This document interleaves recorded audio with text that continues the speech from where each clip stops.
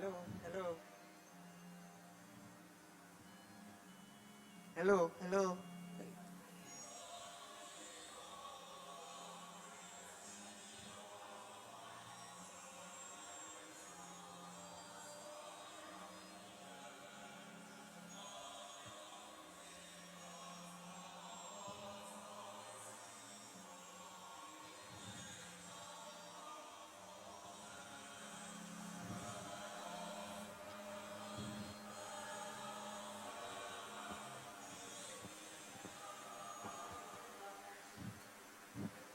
Viewers, you are welcome to this program, The Family Life. And I know you are surprised seeing me in this seat. I'm not usually here for family life. I normally go with doctrines like Akwanche, clapping hands and praying, and that weird topics. But today, fortunately for me, I'm here. Your regular host, Osofo Martin Ofosuyin Yado, is on assignment. Perhaps he's taking the plane. The borders are closed. Maybe it's on a bigger assignment, and then you see him the following week. And I believe that you have an interesting discussion today. Today, we want to talk about the father and the home. The father and the home. And I pray that you enjoy today's program. We want you to share this link to your family members, the friends, the church members. Let's come together. Let's build the family together. Let's learn things that can help the marriage to come together and become the way the Lord Jesus wanted it to be. To my immediate left, I have Mama Esther. Mama Esther, that's past Bishop's wife. Mama Esther. Please, you're welcome. Thank you. All right. Then I have my Daddy Jumper. Please, you're welcome, sir. All right. Then I have my senior sister, Auntie B, Mama B. I'm calling them by their first name, but then I know you know their full names. Then I have my elder brother, Brother Eric. You're welcome, sir. Thank you. Awesome. Viewers, the topic is the father and the home. The father and the home. Listen to last week's discussion. You realize that we went to a particular conclusion about somebody living in the marriage home and how the parents or the couple deal with them generally. But today we want to go a little in a particular direction. And I want to start with a particular quote. It said, a father is a man who expects his son to be as good a man as he meant to be. A father is a man who expects his son to be as good a man as he meant to be. That's by Frank A. Clare. Before you give comment on it, I know you think about it and I come to you. Everybody give me a comment about this quote. I'll say it again. A father is a man who expects his son to be as good a man as he meant to be. We're not able to read some comments during the last program, so I'll take some few comments and they'll share their views on the quotes given. I have Rosina Debbie. He said, Mama Esther, God richly bless you for your comment, which said that men should love and treat their wives well, and it will help their children to draw closer to them. We love you, fathers. Happy Father's Day in advance to all men. And somebody said, Brother Eric, God richly bless you. Then Rosina Debbie says that is decision on the child should be jointly made and executed by both husband and wife. And someone say, Amen, mommy, God bless you, mommy. And say, I agree with Mr. Jumper on the first issue. I believe the issue, the person who said this, remember the issue. But the first comment on the quote that I said, a father is a man who expects his son to be as good a man as he meant to be. Let me start with Barik. What do you think about it? I think that, hello? I think that the quote is a quote that I agree with. We discussed last week, and one of the points that came out was the fact that fathers are individuals that are supposed to nurture children. And the whole end process of nurturing is to be able to make that person get into his destiny or become the kind of person that he or she was destined to be. So if the quote is talking about the fact that the father expects the son to be the best,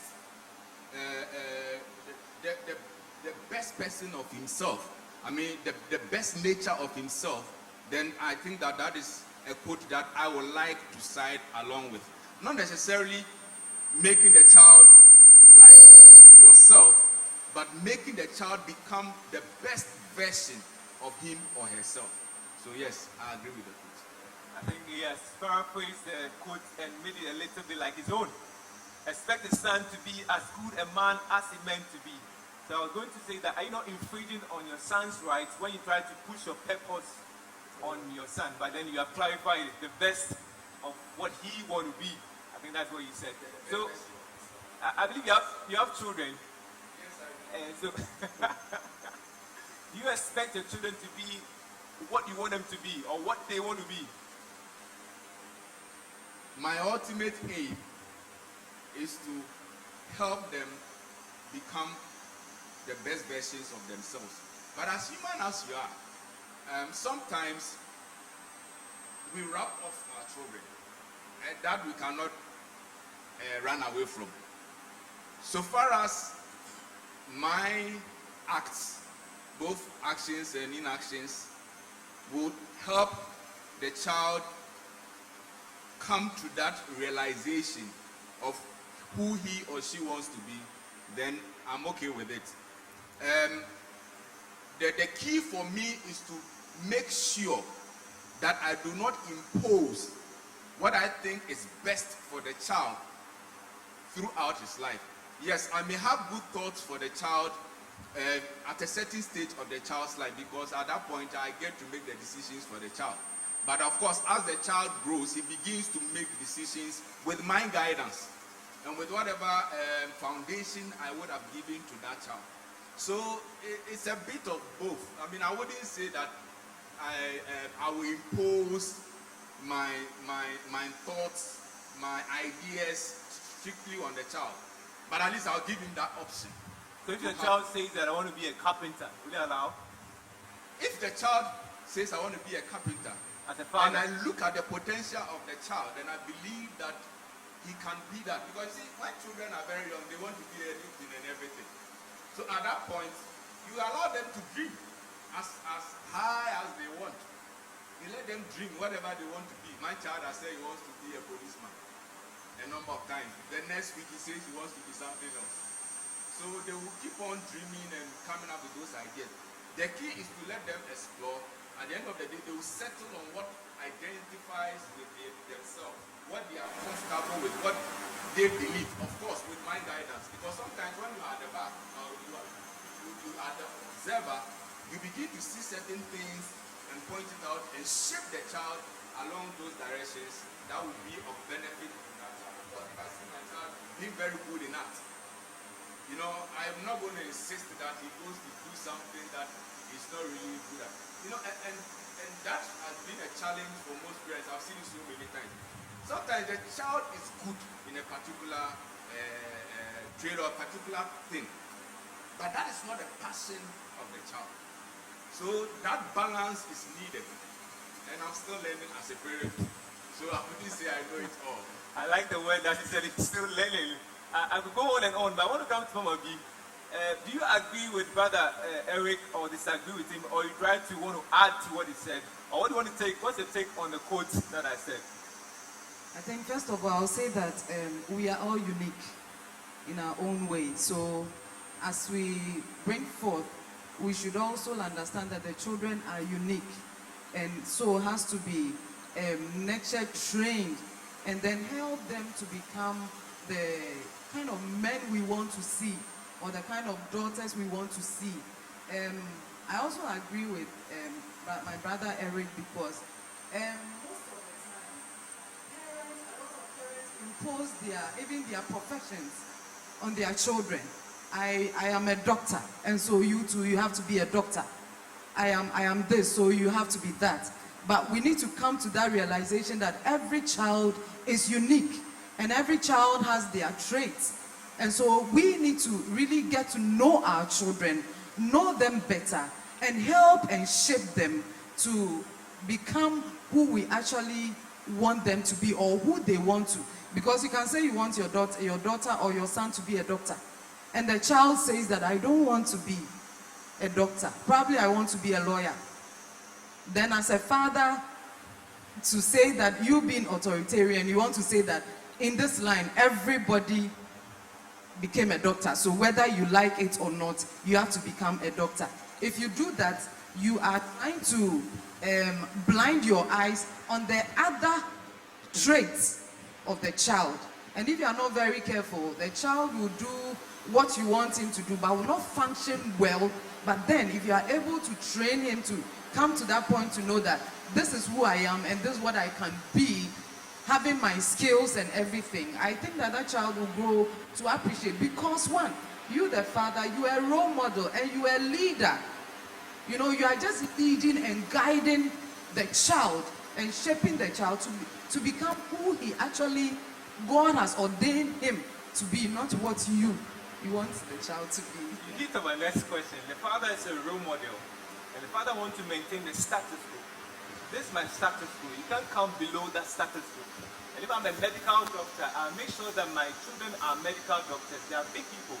And here comes a child. You're not a father, though, but then I want to do it. I'll come to the jumper and I'll put more questions to him. And you want to maintain the status quo. But here comes a child and says, I don't want to be a doctor. I don't want to be a lawyer. I want to be an artist. With the father having that intention in mind that I want to maintain the status quo as a role model, what would you advise such a father watching us today? Most of the time, I think that fathers sometimes, okay, now things are changing. But initially, every father would want to see his son or his daughter becoming what he grew up to be. You know, but things are changing now because we are getting to understand our children better. We are getting to know the other traits and other skills that they know. So we are now not imposing like it used to be. So if you want your child to become a doctor, and your child is trying to tell you that, Daddy, that field is not, I'm not interested, I'm not good at that field. You need to come to that point of understanding and sitting with your son or your daughter down. What actually do you want to do? And let's see, you understand. But if you try to impose, because in the family, because me, I'm a doctor, you to become a doctor, it becomes a problem. And it becomes a challenge. It's not quite easy. Even to the child. It's not quite easy. The father has made it in life. He knows he has struggled. He has struggled to make it in life. And doesn't want any of his children to struggle, say. They want to impose, for want of a better word, dreams on you. So he can also remain that level because he knows where he's coming from. It is not justified for him to tell you what you are supposed to be. It's not justified. I think that you can tell your child that probably I suffered to get to this level, you know. So whatever you also want to do, there will be challenges in it, but keep your focus, okay, and be determined that this is what I want to become.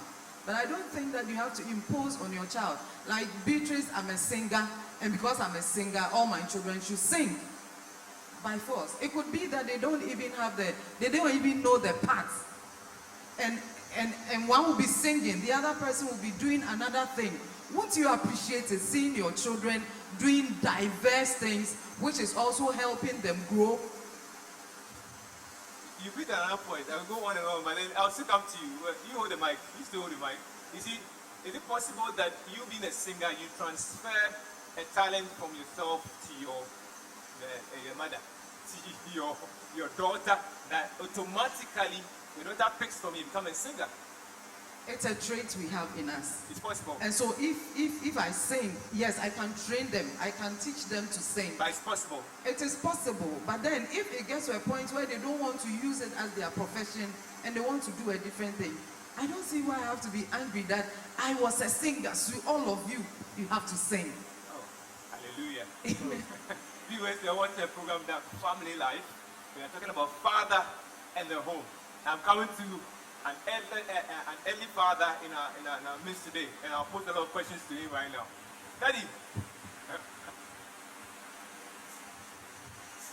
what has been your experience raising your children, and then the kind of career they want to embark on, and the kind of and the kind of thing you want them to do. What has been your experience? Can you share with us? Yes, thank you very much for this. If I'm not forget, yeah. Yes, we should use it. The quote that we put forward the first one was that the father will want the son to be good. I will even stretch it to expect the son to be better. I want us to consider this subject within the context of intergenerational equity. That is, what my father has been able to do, I should even do better. And you will consider from two dimensions. We are looking at the moral upbringing, the standard that you, the father, you have. Then looking at your professional qualities. You look at it from these two perspectives. So if you are, you the father, you are your child's model, the minimum that you expect is to achieve what you have done. What I will expect, and I do expect for my children, is to do better than I have done. Then I will congratulate myself that I have been successful. That's the standard I set for them. That's the standard. Yes. So should they go below? Should they go below, then I have failed. If they go below, I have failed. So you don't start that when, at a later age, you create the platform at very early tender age. You inspire them. You create the platform for them. You provide them all the opportunities. You expose them with all the guidance. And as they are coming, they see how you, the father, you do your things. They see the standards you, the father, have. So they cannot go below it. Daddy, I want you to define the below. Yes. You have a standard. How do you assess that your son or your daughter has gone below what you have achieved or better than what you have achieved? Is it in terms of physical thing that he has, or the IQ, or the way he reasons? What is really assessment of being below and better? There are basic criteria that you consider. I always tell them, my children, when I was at this level academically, this is my performance. This is what I do at this time of the day. This is the discipline I took myself through. And if you follow those disciplines, I'm yet to see a child who has been disciplined and obedient who will fail in life. I'm yet to find one. It is not for them to become academically good as I am, but I will motivate them, and I can see that some of them are even doing better than I have done. Then I see that I have achieved. I like the point you made. You want to see a disciplined child who has failed in life. Who has failed? Esau didn't fail. Jacob didn't fail. Jacob was said to be in the tent, very calm. Esau was just giddy, very harsh that time. But it got to a point, somebody was very calm, but the one who was harsh. Being disciplined. I'm not saying he failed though. I'm Yes. just getting scenario. Being disciplined is not just being calm. Somebody can be calm, but very, very stubborn and need discipline. But being disciplined, I'm interpreting it from the perspective of a child that observes what the parent does. A child that observes what adults around him or her does. If you, the father, the last time our mother explained that the things we do, our children pick it. It is not what we say. So the way you conduct yourself, the way you even talk to your wife, if you are seen quarreling all the time with your wife, automatically your children will take it. If you speak to your wife with courtesy, your child will do the same, and you expect them to do the same. You will not be imposing all these things on them, but you'll be demonstrating these things, and you expect that they should pick it. And a child who is obedient and disciplined, you will not even talk to that child. The child looks at your eyes and then he takes a certain action. And some of my kids, when you even correct them, they feel that, I shouldn't have. Then you can see that they regret so much because they know that this thing that we are doing, Daddy will not like it. And let me push you to the wall. Yes. Assessing your children. Sorry, have you failed or you have passed? Assessing your children now. Assessing my if children they now. fail and they go below your standard, that means that you said it because that means they have failed. If they do better than yourself, that means that you have succeeded. That is the challenge I put on myself. And I can see that I am getting there. I can see that I'm getting there. As they begin to grow, you will see certain deviations coming because of the external influences. And I was discussing this the last time, that we are now in the global world, that your children are not strictly under your authority. They have other influences. They have other means of communication, access, that you, the father and the mother, have no clue. Many years ago, the few people you can talk to is your father, your brothers and sisters in the home. But today, they are connected to thousands and millions of people all over the world. That is a real challenge. So that you are not careful, your child is being trained by somebody else in your own home. You allow that. That is the recent development that is coming. You will not, but you will try to keep on persuading them. Just as some brother said, it is, everybody has been a child before. So your child cannot claim, or your son cannot claim that he knows more than you do. But you also not impose everything that you expect on him. But you provide him the guidance. You provide him the guidance. And if he obeys, he follows, he submits himself, it will be to his own greatest advantage. And that will be your greatest glory or joy as a father. So to me, my expectation is that my kids should do better than I am doing or have done. Not necessarily in the same profession. But there's one thing that you can do. If you create the early platform for them,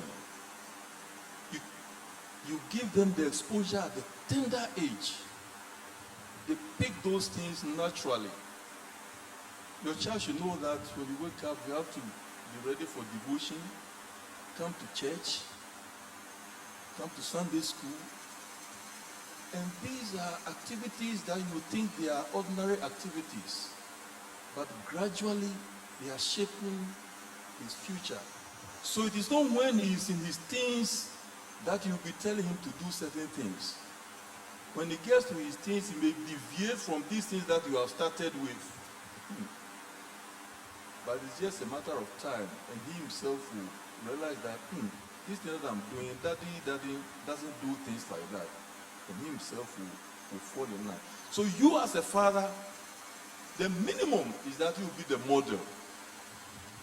But not that you'll be expected, I'm a chemical engineer, so my son should be a chemical engineer. I'm a doctor, so my son should be a doctor, a lawyer. No. But create the opportunity for the child to identify the best that he can be within the circumstance. Create the opportunity for the child so he can be the best that he can be. Mama. Yeah. Okay. Can you tell us something? Yes. From the quotation you gave, First of all, I want to deviate a bit from it. The quotation says that a man is someone who trains his son to be, Become the rich man he wanted. yes. But I think that, first of all, a man is not merely responsible for his son. He must be responsible for his child. It doesn't matter. It shouldn't be just the son. It can be a girl. So that's the first correction I want to make. And then secondly, I think that instead of saying I want the child to be, or the man wants the child to be the best he can be, I'd rather the man trains the child to be responsible in society and in life. I believe strongly that if we bring up responsible people, sure, they may attain some heights, but sometimes circumstances may not even allow them to attain certain heights that we might have carved for them. So it's better we teach the children, or as a parent, it's better to teach the child to be responsible. You asked a question early on if my brother Eric will allow his son to become a carpenter. Why not? But that's why I am hammering on making the child responsible. It doesn't matter whether the child is a medical officer or a carpenter. I know some medical officers who are always in one mess or the other. And I know some carpenters who are up there. You get it? So for me, it doesn't matter. It's not merely getting the child on a higher echelon or somewhere up there. That means that I have actually made it. But getting the child to be responsible in society and being responsible not only for himself, but for also the whole of society and those around him. I think it's very, very important to train children to be responsible. I mean, these days we are talking about caring for each other, looking out for each other and things. It all boils down to being responsible. So for me, a man is someone who trains the child to become a responsible adult. It can be in the field of work, wherever the child finds himself, the child must be responsible.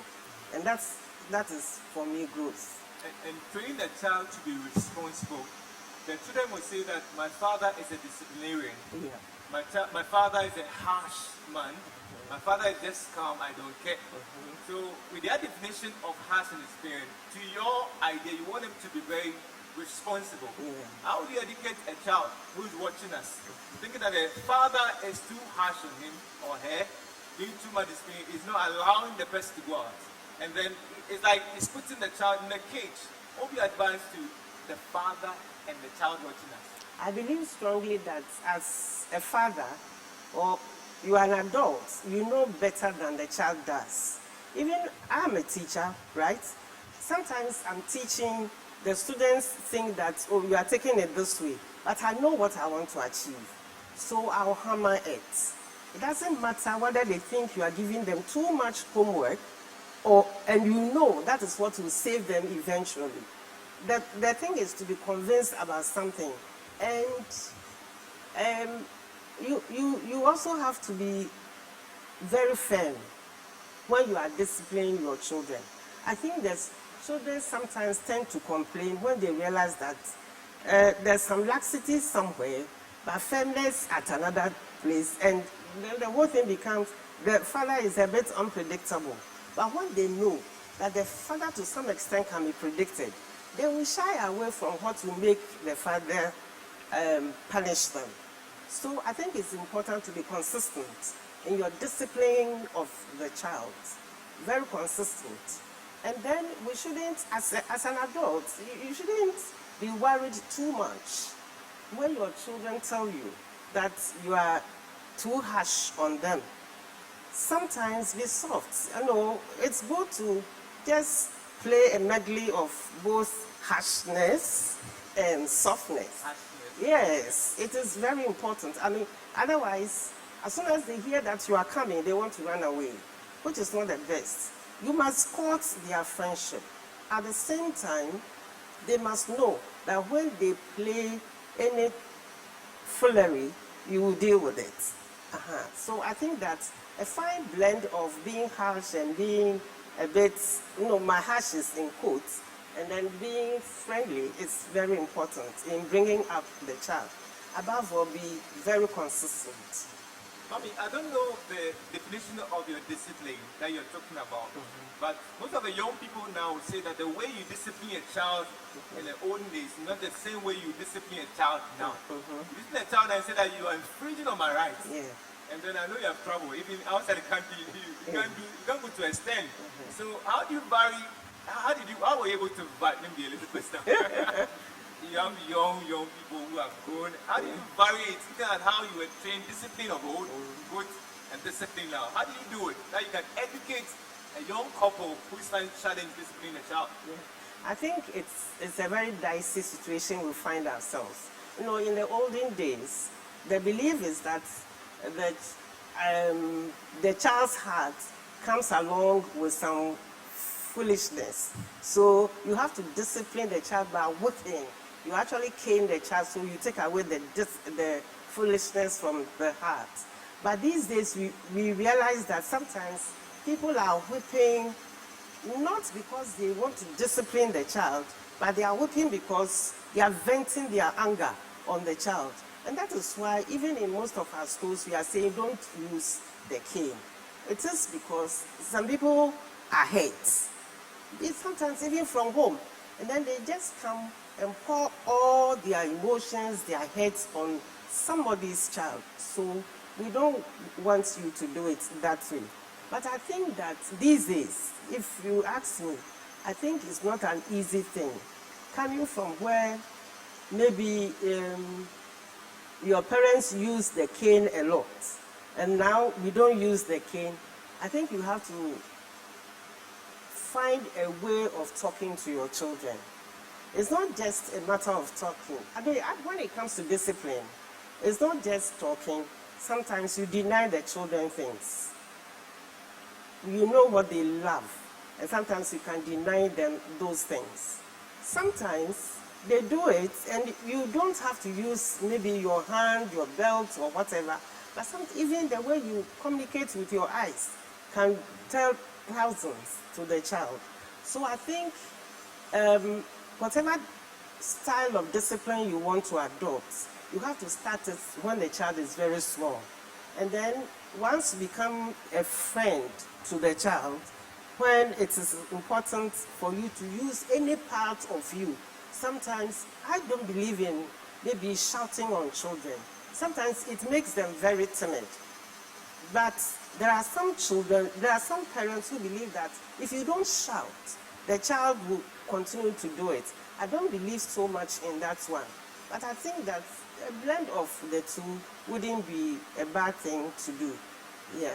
I mean, I'll come back to you. I have a little question for you. But Okay. Bible says, spark on a child will toss, no kill the person. Yeah. But I'll come back to you. But let's Yes. go to the younger generation. I'll come back to you. So, Barry, in a modern day terms, what's the suggestion in how to discipline a child? How to make the child the way you want to be in a modern context? And I'll come back to Amir. What do you propose? What do you propose? Or what do you do? Because I once thought, and then what I want to discipline a child, I tell the child, this is what you have done. And when he tells me that he does not understand, ask question. I explain again.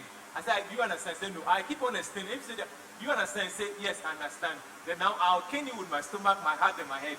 Because now you understand why I'm caning you. That's what I used to do. But then what would be your proposal as to discipline a modern day child to become the way a father wanted to be? I think that, as our mother has said, it has to be a blend of certain things. For me, the relationship that exists between the father or mother with the children is key. is very key in whatever approach that you use. Because you see, the end result of the disciplinary action is to send a message that this that you did was wrong. So if you discipline the child and that message doesn't get across, I don't think you have achieved anything. Barry, how do you send a message? Personally, practical. Me, Yes. it's a blend of, like I said, it's a blend. There are times, yes, I actually beat them up. I mean, Beat whip them up? No, whip them. There are times I do that. There are times that I sit them down and talk and tell them my disappointment with whatever it is that they have done. There are times too that I deny them the opportunity to watch television for a while. The things that they love, I deny them of it. There are times that I would have promised them something, but I say because of this and that you did, I am not going to buy that thing for you any longer. I'm interested about the whipping. Which of the whipping? Do you use cane or belt? Oh, yeah, there are times I use cane. I do. Oh, once you hold the mic. Yeah, I do. Mama, is it right to use the cane and the belt? Oh. You need modern day term. Oh, please, when we are disciplining children, let's be very firm in our minds what we want to do. It's not a matter of using the cane or the belt that is bad, but the intensity of it. Please repeat that one again. I said I'll come back to you. I said the intensity of what you are doing to the child by way of punishment. You see, sometimes you remove your shoe. I know ladies who use their stilts to hit children. You see, but if the child has erred, and I have to whip the child 1, 2, if you do it again, I'll do it again. That's okay. It's my child, and I have every right to. But I don't have to be excessive in doing it. Otherwise, I'll be exploiting my position as a parent. But let me quickly say that in disciplining children, it's very important, whilst they are young, to set rules. Set the rules with them. Set the rules. If you go out when you have not been given permission, this is what happens. So tell them, I mean, you know some of the things they are prone to doing. Let them know what comes with what. So that you are setting the rules with them. And sometimes when you set the rules and you don't even go by the rules, they will correct you. They will tell you, I did this, you didn't beat me. Sometimes they do it. You know, children, especially the young ones, will do it. And then I think as they grow up, you may be revising the rules. But then you are doing it with them. So that they know if I go out 6 o'clock, I'm not home, this is what I should expect. And then I think that if I don't want to be on the bad side of my father, then I have to do the right thing. Thank you. So for you, back to you. See, set the rules. By going to the teenage whereby they have identity crisis, Yeah. they were finding where to fit. In that case, what would be a proposal? I think that for me, I'll go back to the same point I raised earlier. The relationship with my children is key. I want to be their friend. In the teenage, you talk about identity crisis, you talk about a lot of outside influence, you talk about a lot of things that are passing through their minds. I would like them to come and talk it over with me. And then I share my view or my advice and lead them with some observing from afar as to how they are going to go forward. So for me, the relationship is very key. Once the relationship is there, and all I want with my kids, one of my passions, is that they should be able to come to me with whatever. Once I have achieved that, I'm very satisfied. Anything at all, and that is the platform, that is the environment that I've created. Whatever it is, come and talk it over with me. We will discuss it. Whatever, even at this age, if they have questions, I would like them to come and ask me. They will not always ask me. Sometimes they will actually come and tell you that, but when I ask, this is what the person said, I would like it that way.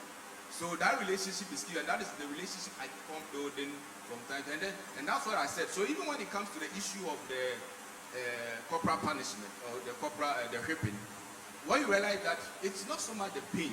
I mean, I don't whip them to hurt them, but just to communicate. And I do it once in a while. they are much more disappointed that I am not happy with what they did than with the kidney that I'm going to give them. So sometimes I realize that even when you give them 1, 2 in the bottle, they won't cry. They won't cry.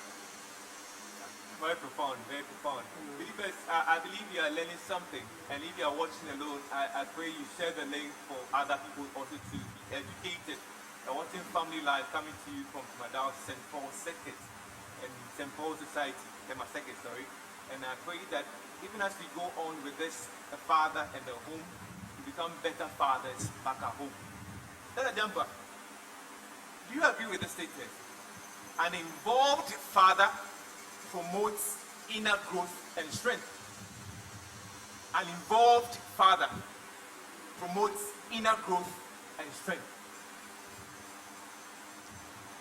Yes, I believe in that 100%.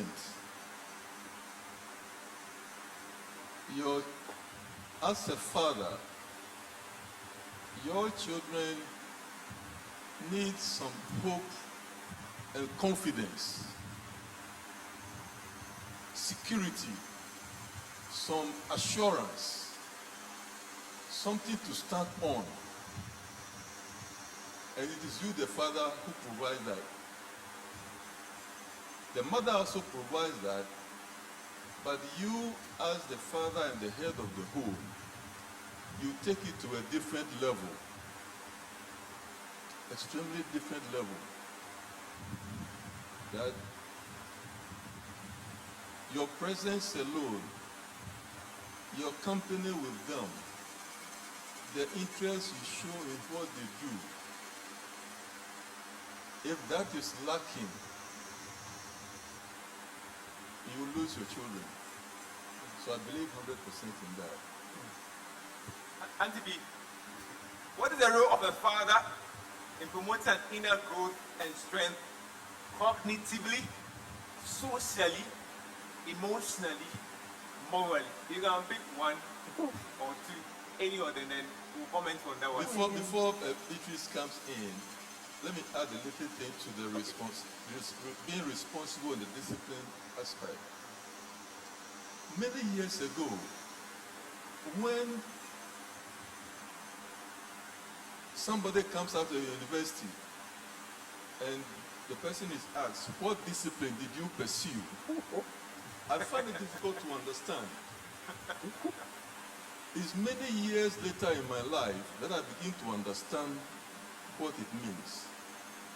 So if you come out of the university as a graduate, like what discipline do you say? I'm a medical doctor, I'm an engineer, I'm a lawyer.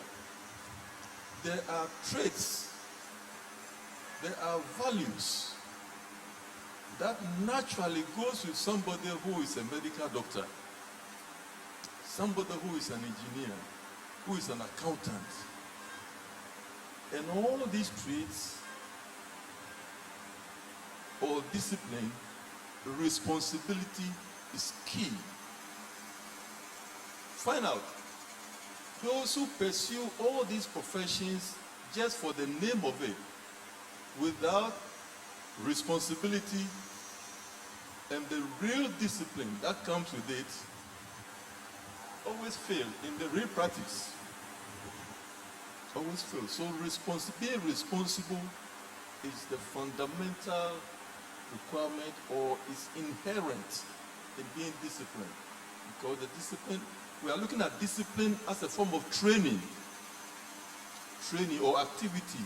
There are things that you need to do that becomes part of you. So the moment you say you are a doctor, even how you speak, your feelings, your attitude, it reflects. You don't even need to say, oh, I wasn't surprised that you are a medical doctor. I wasn't surprised that you are a teacher. Thank you. Should I repeat the question? What's the father's role to promote inner growth and strength? You can pick any one of them. I mentioned we'll go one round. I think Mama will end it for us. Then in building the child cognitively, socially, emotionally, morally, and all other leads that you can mention, you can think about. Yeah, I think that is the basis of what we started this discussion with, your relationship with your child. Because when you relate with your child well, you are able to help the child grow cognitively. Why you want the child to be able to reason as he's growing. Reason like Paul said, when I was a child, I did things like, but now I'm a grown up, so I do, adult things. So once you are relating with your child right from the infancy, and right from, right from the scratch, coming up, you are helping the child to develop the cognitive aspect of the child. When things are difficult, when he cannot understand certain things, you are the first primary source the child will come to. And you should be able to explain things for the child better. And yet, one thing I say, I'm a boo. I didn't make sure we won't see us here. I didn't know was no. No, oh, Yanisa, Mama, who ha colano. The moment you even put in the child, the cognitive, you are telling the child that into idea mature we womb. I don't know why idea you are one or the other psychologically destroying the child's emotions. So you don't need to, if the child does not understand, that is why he has come to you. And you are the first and primary source he has come to. So you should be able to understand him from where he's coming from and be able to do what help him. I want to go to the social wise. We are relating with our children. It is not only that your child will come home and you are so, with a stern face and your child will see you and want to run away. Hey, daddy, bow, everybody. That's discipline. That is not discipline. Discipline the child at all. I didn't know Oba Ejani. Papa. Inti Oba, Inti Oba Ejani. Debbie. No. You should be able to relate with your child such that, you must stress. Why don't you leave it there by coming with that face? But when God was coming to the Garden of Eden, Adam ran. Because Adam knew what he has done. And so when the child on one casa no nim, Bonia wire dear, and you muda na ojane. But good. But then you have to relate with the child that the social that I'm talking about is such that and Polano say oko Papa Eric fie. Na so who Papa Eric the way our name manner ya de bia obepe so peko fie wo. Adenti esan say bi okofie wo a ohun say Papa Eric be bo ne ba die nso no oni akola no e wo good relation otumi ni di agro otumi na yekasa agro otumi ni nesri otumi ni no. There are some homes now, if you go, there are bicycles in the home, and on weekend the father can even just ride with the children. You are instilling confidence and self-esteem, yes, in the child. You are building them to know that socially you don't need to be timid. I want to come tomorrow. No, you are still on. A father is said to be attached to the daughter psychologically, and then the son is always attached to the mother. And in that case, the wife of the father becomes envious that the child is attached to the father. Obi advice. Yeah, psychologically, that is how it is. Men, boys born with their mothers, and then girls born with their fathers. But there's something that we call it balance. When the children are growing and you are nurturing them, there should be a point that they need certain things. Even though he's a boy and he's born to the mother, there are certain things that you should try and then, push him gradually to the father. In psychology, there's something that we say that if you do that, we call something Oedipus complex. Where we see some children or some boys behaving like their mothers, and then some girls behaving like their fathers. And according to research, that is why we have those lesbians and other things over. Because the boy bonded with the mother so well, or how do you think that? No, akolano edum pempenso sana all pe woman menasem no. Enieme bi wo ho a esese wo kire no. Se we die eye daddy. You have to go to daddy. O say Oh, what you say? Obey to me, and I make obey to me as your wake. Obey to me as your pabua. Obey to me and auntie to say near mommy, you know. But you let him know that no, these are for. You let him know that these are for women or ladies. Yeah, ladies. Right. I would have gone further and further, but my time is up. I wanted to take that one. So let me go to Brother Eric, the Papa Jan, Bishop Wang will summarize everything for us. So I mentioned cognitively, socially, emotionally, and morally. Pick any one of them and address for me. I think I'll start off with the moral aspect. I believe that I would like to instill in my children the responsibility of making the right decisions in everything. So in that respect, I always like dialoguing with them. Dialoguing with them so much so that they also pick it up. And when a sibling does something that is wrong, I don't even have to say it. You find the younger telling the elder that, why are you doing this thing? Didn't daddy say that if you do this thing, it's wrong? Or sometimes he will not even bring it that. But don't you know that what you are doing is wrong? And sometimes the idea behind it is that they want to outdo each other in doing what is right. Exactly. So that at least they know they have done what is right. So in that respect, I believe that as they are growing up at this tender age, if I'm able to help them grow in that moral aspect, then I've helped them a long way going forward. And the other one I would also like to talk about the social. We live in a fast-paced world. And so it's very important for me to bring them up to scratch. That one, I don't joke with it. I would like them to understand the environment in which we find ourselves. It wasn't like when I was growing up. And so they need to be confident. So certain things that they see me doing, they will always like to take after it in the social aspect. To build their confidence, I encourage them more and more. Sometimes in the home, you try and create that environment for them to practice certain things. So for example, if it's just like a school show that they have to stand before a crowd and do a presentation, I like to push them. I like to push them to take part in it. I like them to speak their minds, no matter how innocent it is, or no matter how naive that mindset will be. When I immediately put on my slippers, the first question, where are you going? And I answer them that I'm going, what are you going to do? And I answer them. So I want them to be able to gather that kind of confidence to make a stand for whatever they believe in growing up, and to be able to pursue anything they want to do in this fast-paced world. I don't want them to always be timid and stuff like that. Thank you. Make them to be much confident.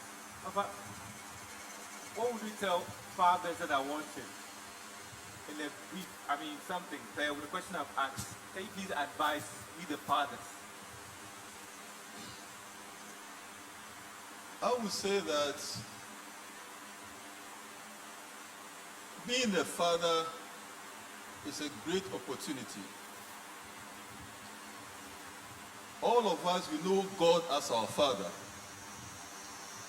And we have been given that opportunity to have that Father title. It is a great privilege that we as fathers should see ourselves.